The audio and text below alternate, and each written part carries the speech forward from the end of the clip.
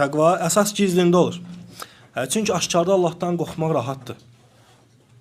Aşkarda Ömər ibn Xattab kimi olmaq rahatdır. Ali radiyallahu anhu kimi olmaq rahatdır aşkarda.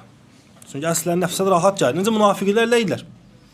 Aşkarda Allahdan qorxurlar. Allah Teala onların sifətlərini zikr edəndə, nazil edəndə Allah Teala onlar haqqında nə dedi? Və la yezkurunallaha illa qalilə. Onlar Allahı az zikr edərlər, az xatırlayarlar. Və həmçində Allahın öyrətdiklərindən az ibrət alarlar. Bu da hamısı gizlini göstərir qardaşlar. Məsələn, sübh namazına niyə gəlmirdilər?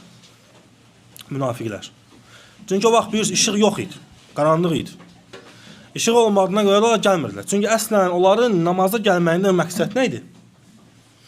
Görsünlər. Görsünlər ki, filan kəsin oğlu, filan kəs namaza gəlir. Ona görə gəlmirdilər. Və bugün, yəni təqvanın əksi. Zahirən təqva kimi görünsə də, təqvanın əksi.